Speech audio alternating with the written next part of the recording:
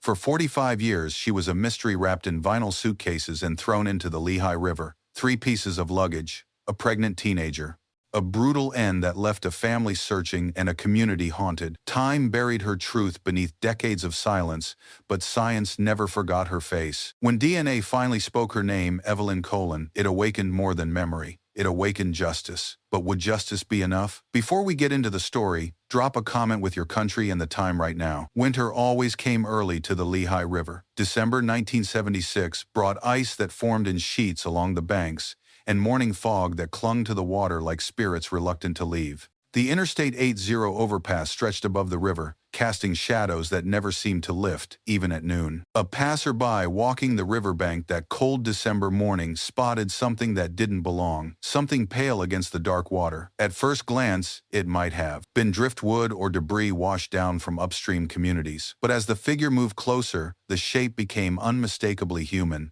A head, severed cleanly, resting beside a vinyl suitcase that bobbed against the muddy shore. The call came into Carbon County Dispatch at 8:47 a.m. Police sirens cut through the winter quiet, and within an hour, the riverbank transformed into a crime scene. Yellow tape fluttered in the bitter wind. Detectives arrived in heavy coats, their breath visible as they surveyed what would become one of Pennsylvania's most haunting mysteries. The first suitcase had burst open from water pressure and winter freezing. Inside, investigators found human remains wrapped carefully in plastic and foam padding. But this was only the beginning. 2 more suitcases floated nearby, each painted black with handles cut off, a deliberate attempt to make them sink and disappear forever. Rain began to fall as evidence technicians worked under portable lights. Each suitcase contained pieces of what had once been a young woman, dismembered with methodical precision, packaged like cargo, and discarded as if her life meant nothing. The remains told a story of unimaginable violence, sexual assault, strangulation, and a gunshot delivered after death. Detective after detective arrived throughout the day. None had seen anything quite like this level of calculated brutality. The killer hadn't just murdered, they had tried to erase every trace of their victim's existence. Inside the third suitcase, wrapped separately in the same careful manner, investigators found the remains of a full-term fetus. The victim had been 9 months pregnant. 2 lives ended, 2 futures stolen, 2 families who would never know what happened to the people they loved. As night fell over the river, floodlights illuminated the crime scene. The investigation would continue for hours, but already, detectives knew they faced something extraordinary. Not just a murder, but an attempt to make someone vanish completely from the world. The suitcases themselves offered clues. All 3 were identical vinyl cases, the kind sold in department stores across the Northeast. The black paint was fresh. The handle removal was precise. Someone had planned this disposal carefully, hoping the weighted cases would sink to the river bottom and never resurface. But heavy December rains had swollen the Lehigh River beyond normal level. The current was stronger, more unpredictable. Instead of sinking, the cases had been carried downstream and eventually burst open against rocks and debris. Water had become an inadvertent ally to justice. Evidence technicians photographed everything: the foam padding, the plastic wrapping, and most importantly, a waterlogged newspaper found in one case, the New York Sunday News, dated September 26, 1976. The paper suggested connections to northern New Jersey, a clue that would prove prophetic decades later. Late that evening, as one of clue, investigators finally cleared the scene. They carried with them more questions than answers. Who was this young woman? Why had she been killed with such brutality? And why had someone gone to such lengths to ensure she would never be found? The medical examiner would later determine cause of death: strangulation by ligature. But the victim had also been subjected to a violent attack before death and shot post-mortem. The dismemberment was methodical but not surgical, suggesting someone with determination rather than medical training. What haunted investigators most was the missing pieces. Ears, nose, and breasts had been removed and never recovered. These weren't wounds from decomposition or animal activity. They were deliberate mutilations designed to complicate identification. Someone wanted this victim to remain nameless forever. December 23, 1976. Inside the sterile examination room of the county morgue, fluorescent lights hummed overhead as the medical examiner began the most difficult autopsy of his career. Each wound told part of the story, but the narrative was incomplete, like a book with crucial pages torn out. The victim was young, probably a teenager. Dental work suggested regular care, possibly middle-class background, but without fingerprints matching any database and dental records leading nowhere, her identity remained locked away. The medical examiner's report would become a roadmap for investigators, documenting every injury, every clue, every possible lead. But it would also become a testament to human cruelty, a catalog of violence that defied understanding. The fetus showed no signs of trauma. Death had come to the mother first. The unborn child had died with her. This detail would haunt investigators for decades. 2 innocent lives ended by someone who showed no mercy, no hesitation, no humanity. Christmas Eve brought snow to Carbon County, covering the riverbank crime scene in pristine white. But underneath the snow, the Daxis ground remained disturbed. The earth remembered what had happened here, even as the world moved forward into the holiday season. News of the discovery spread through local communities like ripples across still water. Radio broadcasts warned women about traveling alone.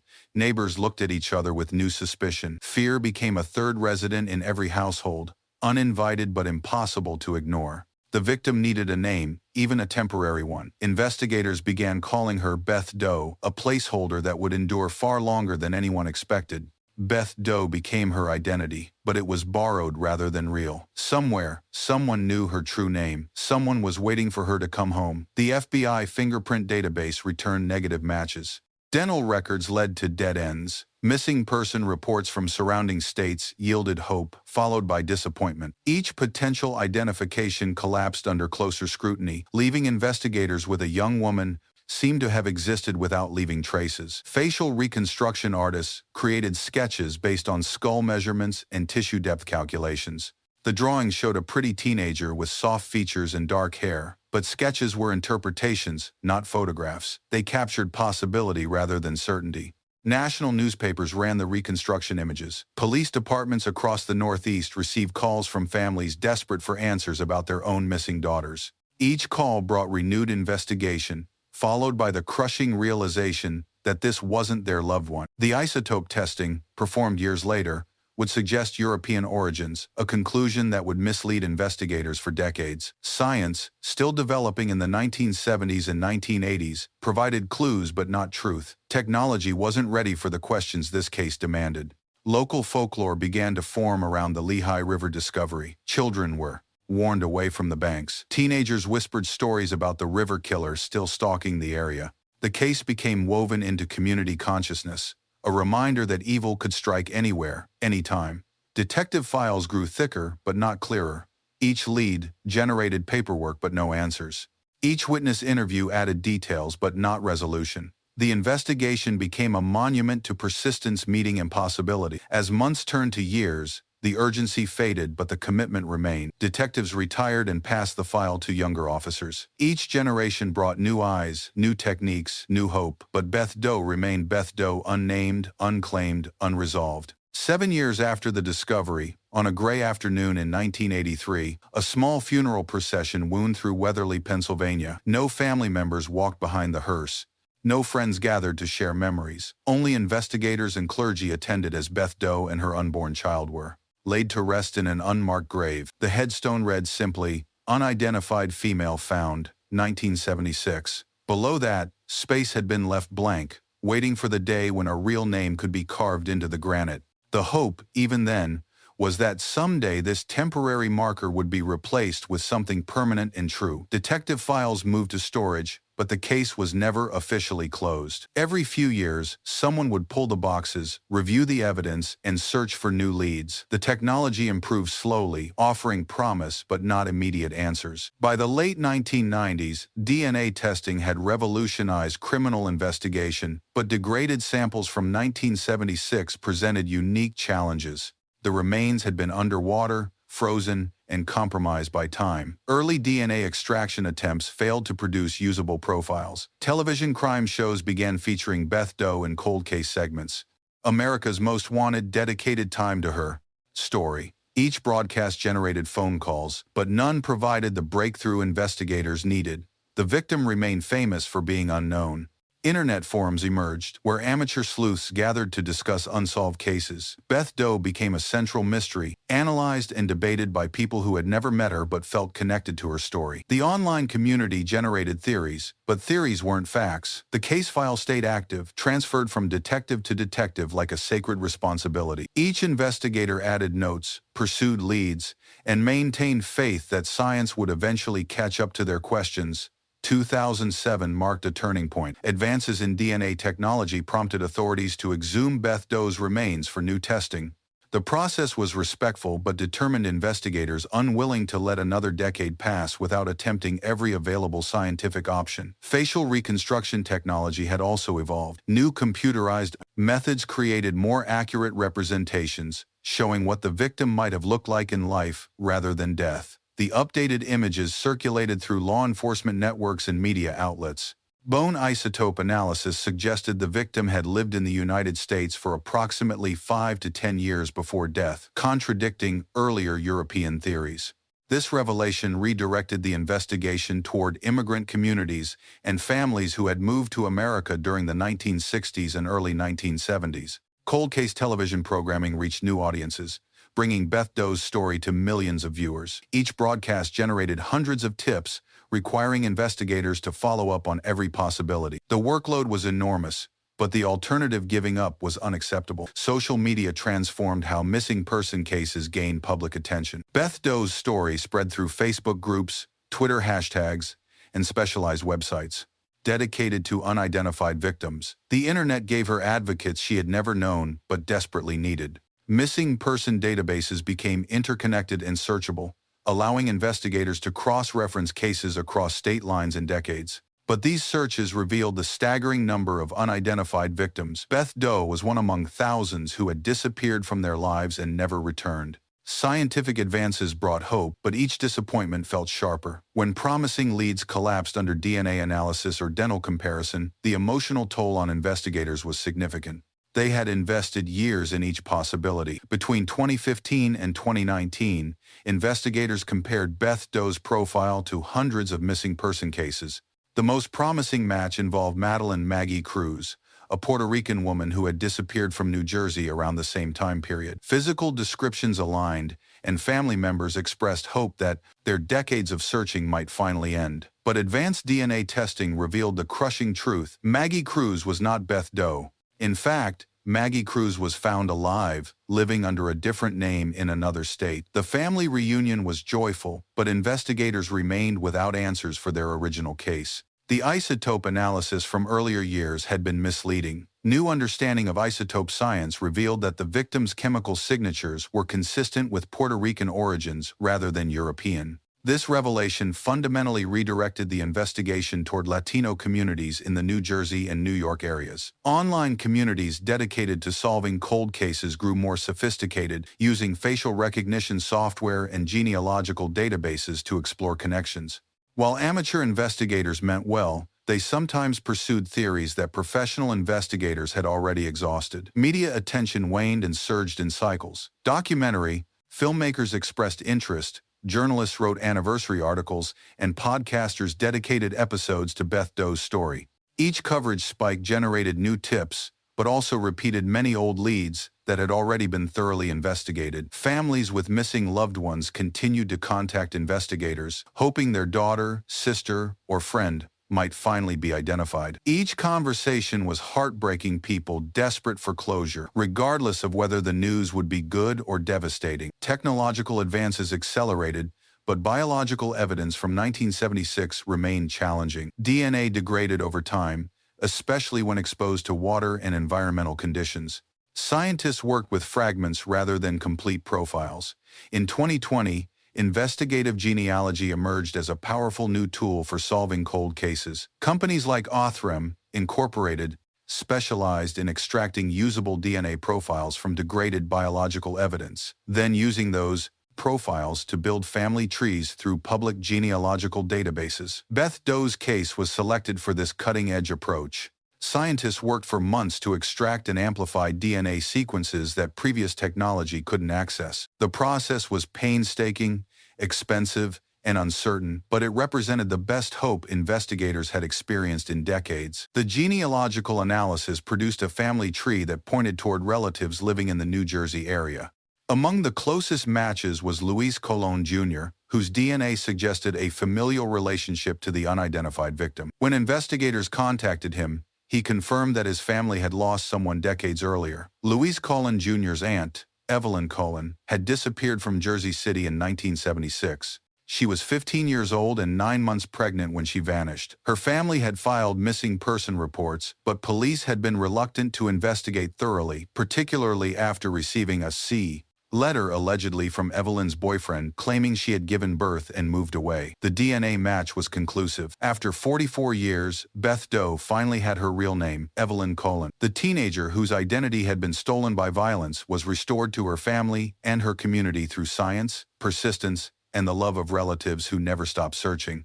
But identification was only the beginning. Now investigators knew who had been killed, but they still needed to determine who had killed her. The boyfriend mentioned in that 1977 letter, Luis Sierra, became the immediate focus of their investigation. March 2021 brought the announcement that transformed a decades-old mystery into a modern investigation. Pennsylvania State Police confirmed that Beth Doe was Evelyn Colon, a 15-year-old from Jersey City who had been missing since 1976. The revelation generated national headlines and renewed public interest in a case many had forgotten. The family's reaction was complex relief mixed with devastation. They finally knew what had happened to Evelyn, but the truth was more horrible than they had ever imagined. She hadn't run away or started a new life elsewhere. She had been murdered, dismembered, and thrown away like garbage. Luis Colon Jr. became the family spokesperson, expressing gratitude for the identification while calling for justice. His DNA contribution had been voluntary, driven by hope that genetic genealogy might solve other cold cases. He never expected it to reveal the fate of his own aunt. Media coverage was extensive but respectful. Journalists focused on Evelyn's life rather than just her death, interviewing family members who described a bright, hopeful teenager who had loved school and dreamed of a future with her boyfriend and their unborn child. The pregnancy detail added another layer of tragedy. Evelyn had been looking forward to becoming a mother. Her family had known she was expecting and had been preparing to welcome a new member. Instead, 2 lives had been destroyed by someone who showed no mercy. Law enforcement agencies coordinated across state lines to review evidence and determine next steps. The investigation was no longer about identification, it was about prosecution. 45 years after the crime, the legal system would finally have the opportunity to seek justice. Public reaction was overwhelmingly supportive of the family and the investigative efforts. Social media campaigns emerged using hashtags like #JusticeForEvelyn, generating awareness and encouraging anyone with information to contact authorities. Investigators reconstructed Evelyn's final weeks through family interviews and decades-old witness statements. She had been living with her boyfriend, Luis Sierra, in a relationship that her family now described as concerning. Sierra was 4 years older and had considerable influence over the teenage Evelyn. Family members recalled Evelyn calling her mother in late 1976, saying she felt sick and wanted to come home. It would be their last conversation. Within days, Evelyn had vanished, and Sierra's explanations were vague and changing. The geographic connection made sense. Sierra had access to vehicles and knowledge of the Pennsylvania area. The disposal location along the Lehigh River suggested someone familiar with remote areas where bodies might never be discovered. Only a miscalculation about water levels had brought the remains to light. Contemporary witness statements, reviewed decades later, revealed inconsistencies in Sierra's account of Evelyn's disappearance. He had told different stories to different people, sometimes claiming she had left willingly, other times suggesting she had medical complications related to her pregnancy. The 1977 letter to Evelyn's parents, allegedly from Sierra, had derailed early police investigation. The letter claimed Evelyn had given birth to a healthy boy and was living happily in Connecticut. Police used this letter to justify not taking a missing person report seriously, a decision that delayed justice for decades. Family members expressed frustration with the original police response. They felt that investigators had dismissed their concerns because they were a Puerto Rican family reporting about a teenage pregnancy. Cultural and language barriers had contributed to the institutional failure. Forensic genealogy had not only identified Evelyn, but also provided investigators with a direct link to Sierra. The same DNA database searches that revealed her identity also confirmed the family relationships that pointed toward her killer. January 1977. A letter arrived at the Colon family home, postmarked from Connecticut and allegedly written by Luis Sierra. The message was brief. Evelyn had given birth to a healthy baby boy and was doing well. She sent her love but needed time to adjust to motherhood. The letter satisfied police concerns and effectively ended official investigation into Evelyn's disappearance. Missing person reports were difficult to file for adults who might have left voluntarily, and the letter suggested Evelyn had made her own choices. But the letter was a lie. While Evelyn's parents clung to hope that their daughter was safe, she was already dead, her remains scattered along a Pennsylvania riverbank. The letter had been a calculated deception designed to prevent investigation and buy Sierra time to establish alibis. Years later, handwriting analysis would suggest the letter might not have been written by Sierra himself. The possibility existed that someone else had helped compose the deception, expanding the potential conspiracy but complicating prosecution efforts. The letter's postmark from Connecticut created another investigative puzzle. Had Sierra been in Connecticut during that period? Had someone mailed it for him? The geographic trail led investigators through multiple states but yielded no concrete evidence of Sierra's whereabouts in early 1977. Evelyn's parents kept the letter for decades, treating it as their last connection to their missing daughter. They read it repeatedly, searching for clues about her mental state and hoping to understand why she had chosen to stay away from her family. The deception was particularly cruel because it prevented closure. Instead of grieving their daughter's death, the family spent decades wondering why she didn't call, write, or visit. They blamed themselves for some unknown failure that had driven her away. March 31, 2021. Troopers Brian Knoll and Brian Janoski arrived at Luis Sierra's apartment in Ozone Park, New York, 45 years after Evelyn Collins' murder.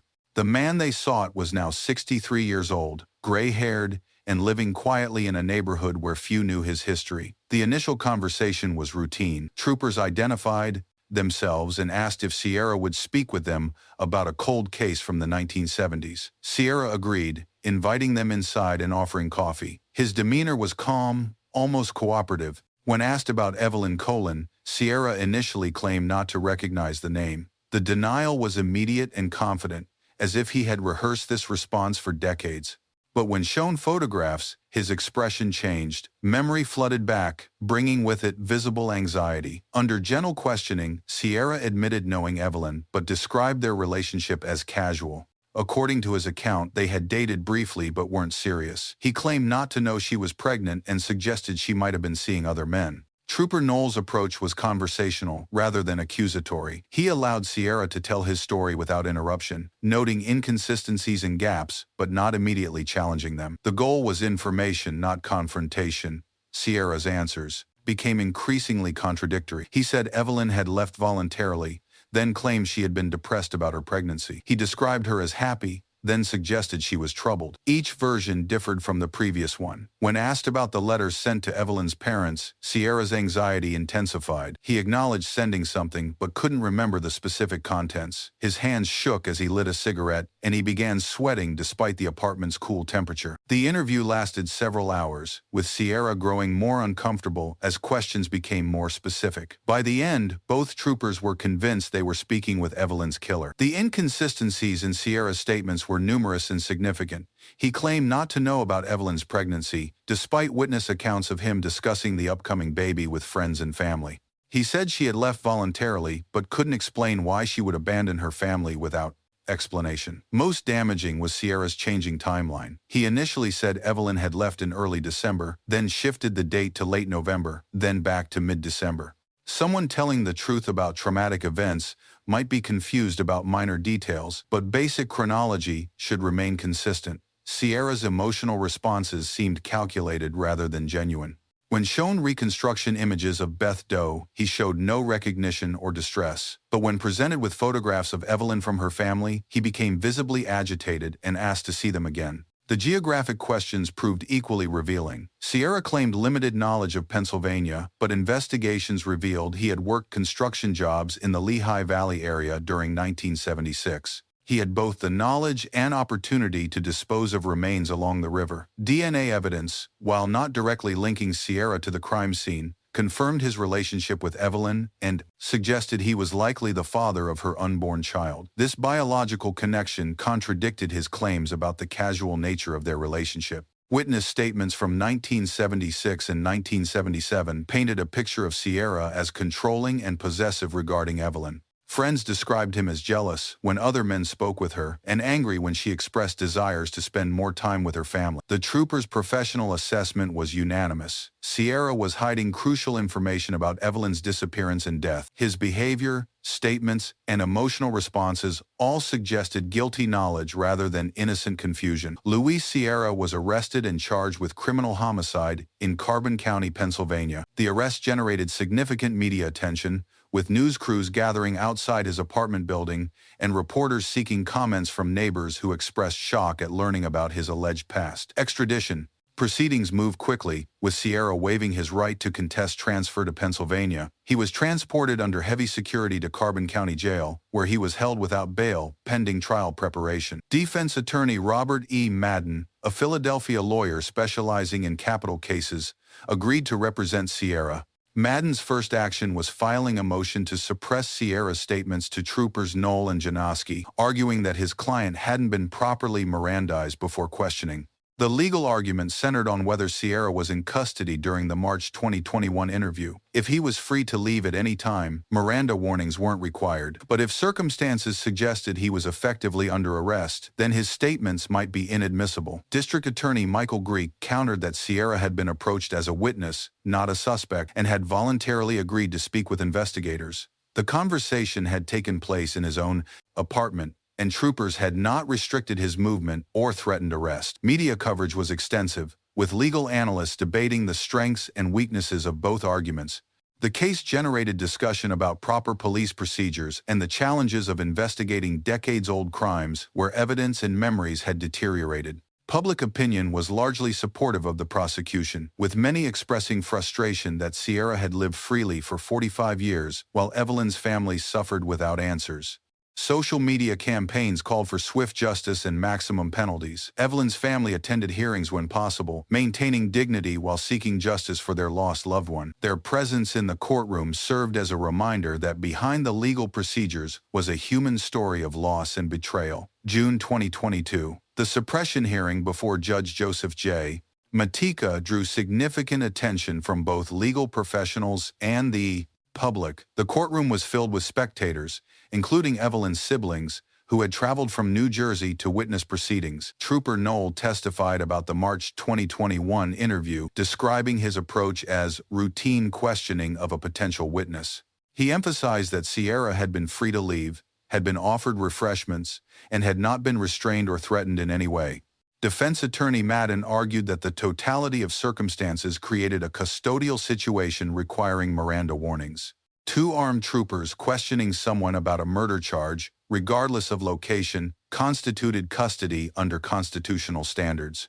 District Attorney Greek presented a detailed timeline showing that Sierra only became a suspect as inconsistencies emerged during the interview. Initial questions had been general and non-accusatory. Miranda warnings became necessary only when circumstances changed. The legal arguments were complex, involving precedent cases and constitutional interpretation. Judge Matika listened carefully, asking clarifying questions but revealing little about his thinking. The decision would ultimately balance constitutional protections against the pursuit of justice. Sierra's demeanor during the hearing was subdued. He wore street clothes rather than jail garb and sat quietly between his attorneys. Occasionally, he would glance toward the gallery where Evelyn's family sat, but he showed no obvious emotion. Expert testimony addressed the challenges of interrogating elderly suspects about decades-old crimes. Memory issues, medication effects, and psychological pressure all complicated the assessment of whether statements were voluntary and reliable. The hearing concluded without immediate resolution.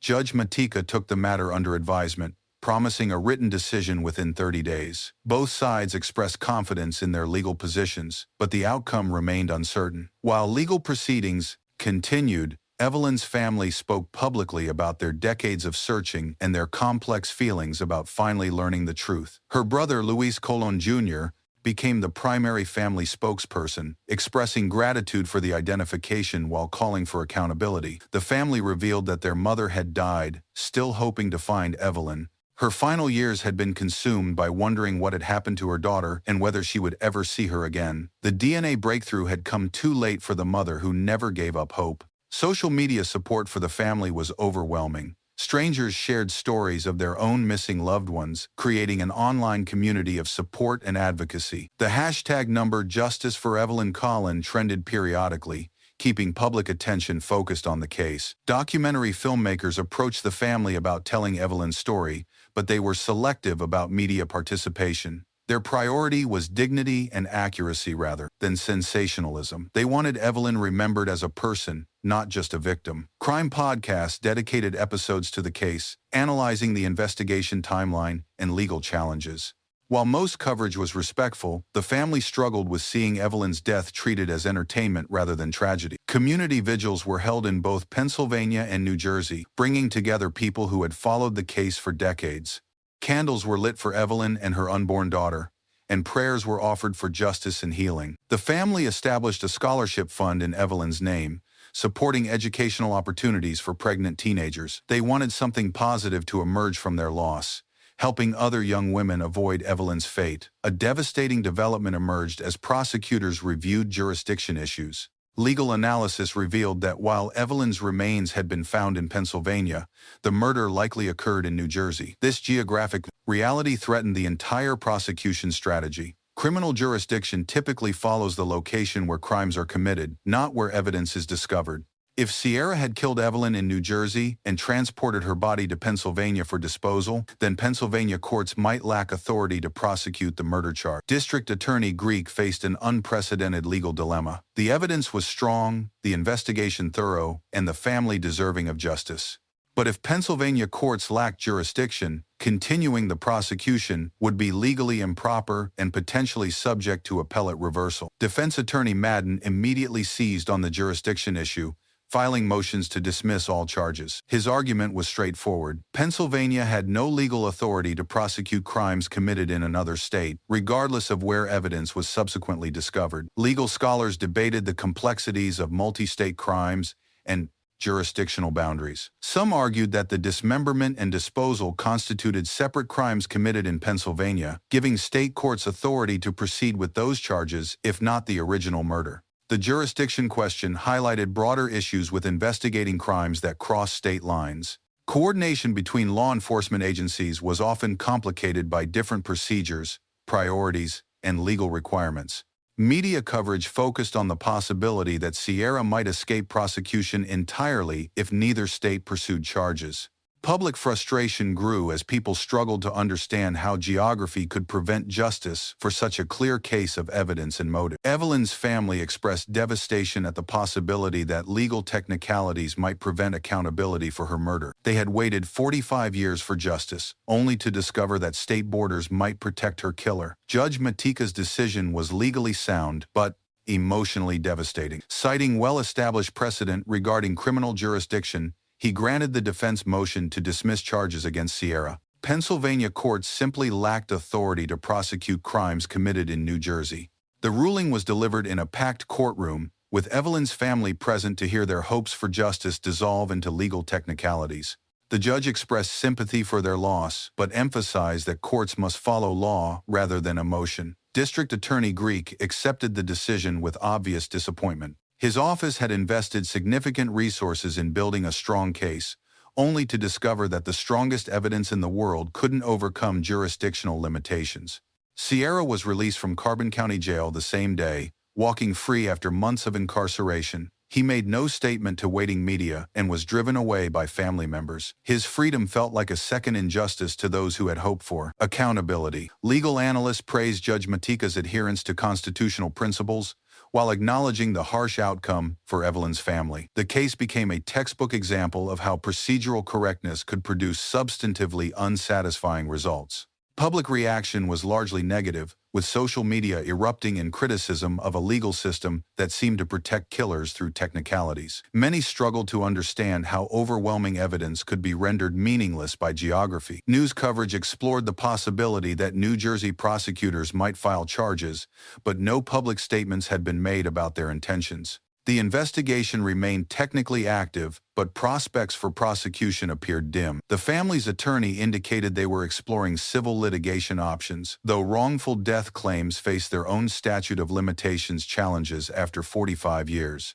As of early 2025, no public record shows active prosecution of Luis Sierra in New Jersey. The case remains in a legal limbo that offers neither justice nor closure for Evelyn's family. They continue to advocate for accountability while accepting the possibility that their quest for justice may remain unfulfilled. The family's focus has shifted toward preserving Evelyn's memory and ensuring her story serves as a cautionary tale about domestic violence and the vulnerability of young women. They speak at schools and community centers, sharing her story to prevent other tragedies. Legal reform advocates have used Evelyn's case to highlight problems with jurisdictional boundaries in multi-state crimes.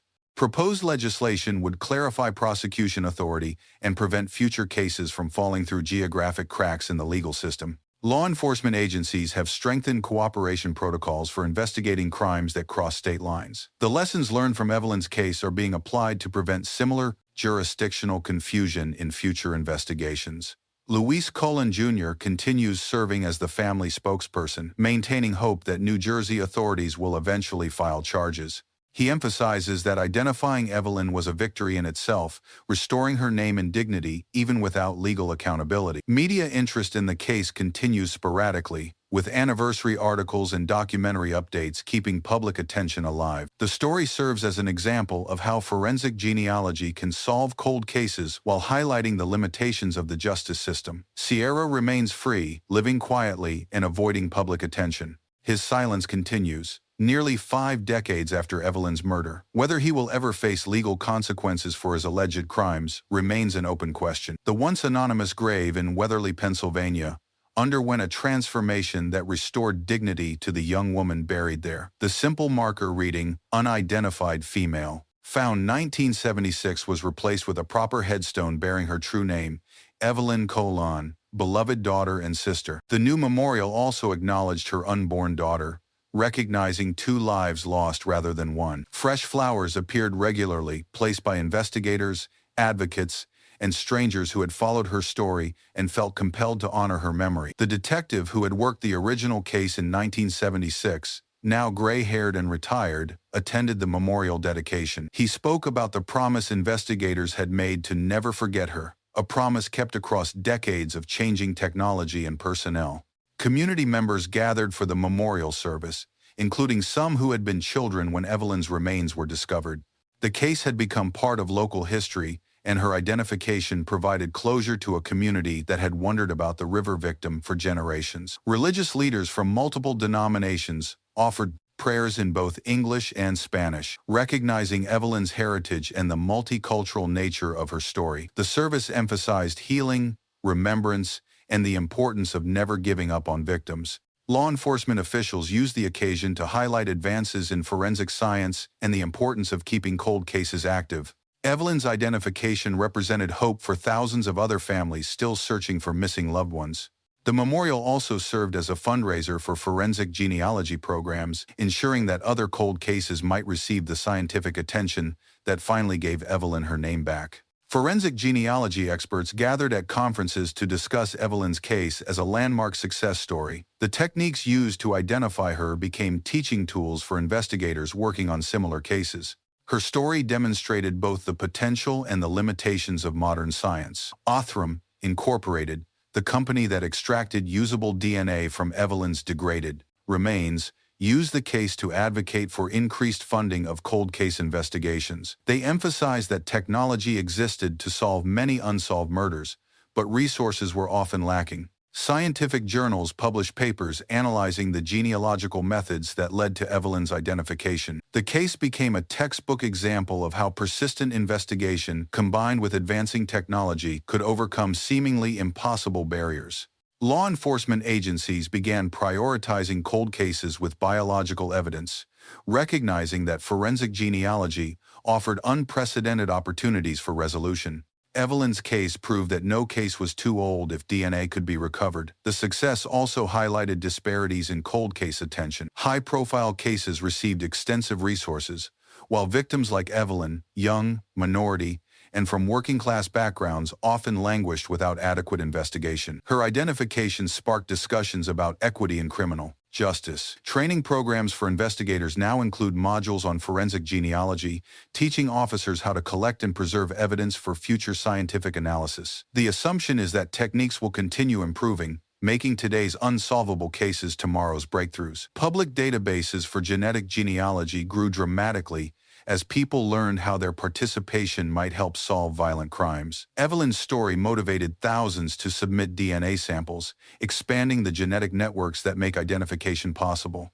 Luis Colon Jr. became an advocate for other families searching for missing loved ones. He speaks at conferences and victim support groups, sharing his experience with DNA genealogy and encouraging families to never give up hope for answers.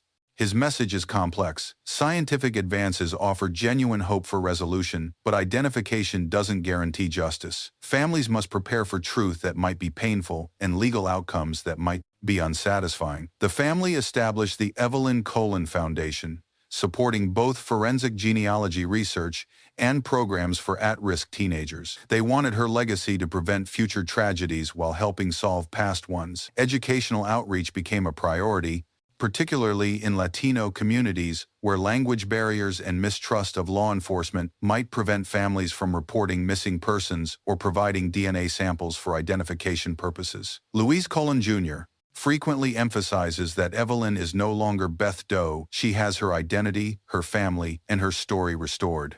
Even without legal justice, this restoration represents a form of victory against the person who tried to erase her existence. Media interviews focus on the family's resilience rather than their anger. They express frustration with the legal system, but refuse to let that frustration consume them. Their energy goes toward positive change rather than bitterness. The foundation also supports other families navigating the complex emotions of finally learning what happened to their missing loved ones. Identification brings closure, but also renewed grief as hope transforms into confirmed loss.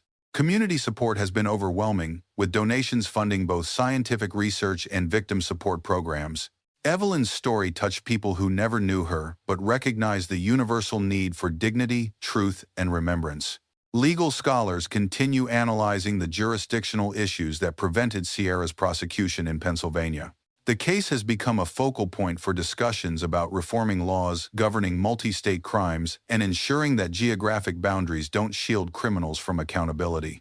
Proposed federal legislation would clarify prosecution authority when crimes cross state lines, preventing future cases from falling into jurisdictional gaps. Evelyn's case serves as the primary example of why such reforms are necessary. Constitutional lawyers debate the balance between states' rights and victims' rights, exploring whether federal courts should have broader authority to prosecute crimes that individual states cannot address due to jurisdictional limitations. Bar associations have organized continuing education programs examining the ethical responsibilities of prosecutors when jurisdiction questions arise.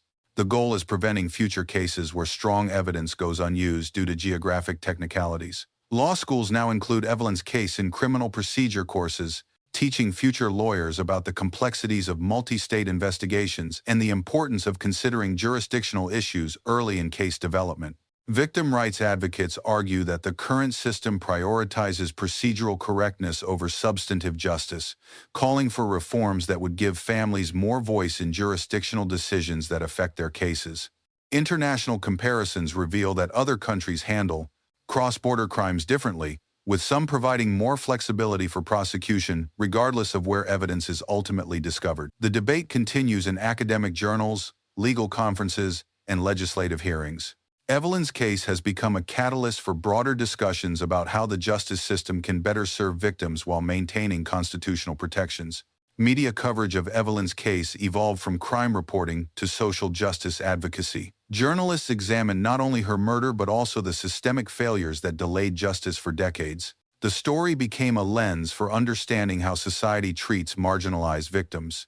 Documentaries in production explore themes beyond the crime itself: immigration, family resilience, scientific advancement, and institutional bias. Evelyn's story intersects with larger narratives about who gets attention and who gets forgotten in American society. Podcast coverage has been extensive but generally respectful, focusing on the investigative process and family impact rather than sensationalizing the violence. The best programs treat Evelyn as a complete person rather than just a victim. Social media campaigns continue using number Justice for Evelyn : to raise awareness about cold cases and advocate for legal reforms. The hashtag trends periodically, particularly around anniversaries of her identification or significant legal developments. Spanish-language media coverage has been particularly thorough, recognizing Evelyn's story as important to Latino communities who often feel invisible in mainstream crime coverage.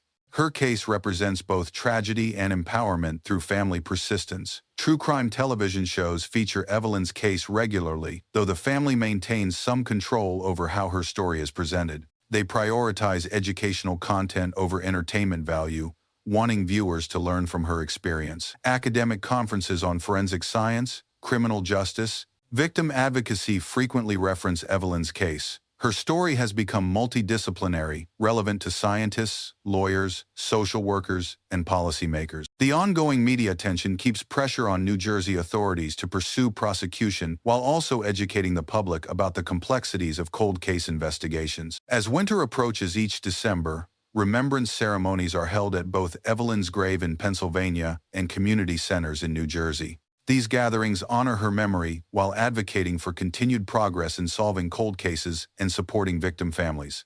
The candlelight vigils draw people from diverse backgrounds, investigators who worked her case, families of other missing persons, students learning about forensic science, and community members moved by her story. The events emphasize unity in the pursuit of truth and justice. Guest speakers include forensic genealogists, victim advocates, and family members who share experiences with loss, hope, and the long journey toward closure. The message is consistent. Every victim deserves a name, every family deserves answers, and society must never stop seeking truth. Children participate in the ceremonies, learning about the importance of protecting vulnerable community members and supporting those who have lost loved ones. Evelyn's story becomes a teaching tool for empathy and social responsibility. Religious leaders offer prayers in multiple languages, reflecting the multicultural nature of the communities affected by her story. The ceremonies are inclusive, welcoming people of all backgrounds who share commitment to dignity and justice. Memorial gardens have been established in her honor, providing quiet spaces for reflection and remembrance. These locations serve as focal points for advocacy and education about missing persons and cold case investigations. The annual events also raise funds for forensic research and victim support services. Evelyn's death continues, generating positive change even decades later. Her legacy extends far beyond the tragedy that ended her young life. The final image in Evelyn Collins' story is not one of violence or loss, but of restoration and remembrance. Snow falls gently on her grave, now bearing her true name in granite letters that will endure long after those who knew her are gone. Fresh flowers rest against the headstone, roses from her family, daisies from strangers who felt moved to honor her memory. The cemetery is quiet except for the whisper of wind through bare trees. But the silence is different now from the 45 years when she lay here unnamed and unclaimed. This is the peaceful silence of recognition rather than the hollow silence of erasure. Investigators pass by occasionally, keeping the promise they made in 1976 to never forget her. Some are retired now, their hair gray, their steps slower, but their commitment unchanged. They carry her file one last time, officially closed, but eternally remembered. In Jersey City, her family gathers for Sunday dinner, telling stories that keep her alive in memory, if not in flesh. Children who never met their Aunt Evelyn know her face from photographs and her story from patient retellings. She remains part of the family, absence transformed into presence through love. Luis Sierra's silence continues, but it no longer protects him from consequences. While legal justice may remain elusive, moral judgment has been rendered. The community knows his name, his face, and his alleged crime. Time may have delayed accountability, but it has not prevented recognition of truth. Science marches forward, developing new techniques that will solve other cold cases, help other families, restore other names to other graves. Evelyn's identification opened doors that cannot be closed. Her legacy lives in every future breakthrough. The case files rest in storage, no longer active but never truly closed. Detectives occasionally review the evidence, hoping New Jersey authorities will someday pursue prosecution. The paperwork documents not just a crime, but a journey from discovery to identification to the complex aftermath of partial justice. Forensic genealogy laboratories display Evelyn's case as evidence of what determination and science can accomplish together. Her photograph appears in presentations worldwide, inspiring continued innovation in DNA analysis and genetic research. Law enforcement academies teach her story to new recruits, emphasizing the importance of thorough evidence collection and the possibility that future technology might solve today's impossible cases. Every piece of evidence preserved might someday be the key to justice. Congressional hearings on crime lab funding regularly reference Evelyn's case as justification for increased resources. Her story provides a human face for abstract discussions about budgets and scientific priorities. Politics becomes personal when viewed through her experience. International conferences on missing persons feature her case as an example of successful identification techniques. Countries with thousands of unidentified victims study the methods that gave Evelyn her name back, adapting them for their own investigations. The ripple effects continue expanding. Every solved case builds on previous successes, creating a network of knowledge and technique that honors all victims while serving future ones. Evelyn's contribution to this growing understanding ensures her death was not meaningless. Student researchers write dissertations analyzing various aspects of her case: the forensic science, the legal challenges, the family dynamics, the social implications. Each study adds to collective knowledge about how society handles violent crime and victim advocacy. In quiet moments, when the media attention fades and the legal discussions pause, Evelyn Colin's story returns to its essential truth. A young woman loved her family, trusted her boyfriend, and looked forward to becoming a mother. These simple human desires were destroyed by violence, but they could not be erased by time. Her unborn daughter remains part of the story, representing not just one life lost, but an entire future that will never unfold. The second headstone acknowledges this double tragedy while honoring the dreams that died with them both. The Lehigh River continues flowing past the spot where her remains were discovered, but the water no longer carries secrets. Truth has emerged from depths where someone hoped it would stay buried forever. Nature became an ally to justice, exposing what human cruelty tried to hide. Each December, when winter returns to the riverbank and snow covers the ground where investigators once worked by floodlight, the memory of that discovery feels both distant and immediate. Time has passed, but the importance of that moment remains unchanged. Evelyn Colin was 15 years old when she died, but her influence extends. Across decades and continents, she has become a symbol of persistence, scientific advancement, and the unbreakable bonds of family love. Her name, once lost, now represents hope for thousands still searching. The cemetery gate closes at sunset, but her story continues beyond the boundaries of any single location. In courtrooms and laboratories, classrooms and community centers, her legacy shapes discussions about justice, science, and human dignity. Justice may be incomplete, but identity has been restored. Truth may be delayed, but it has not been defeated. Evelyn Colin is no longer Beth Doe. She is remembered, honored, and home.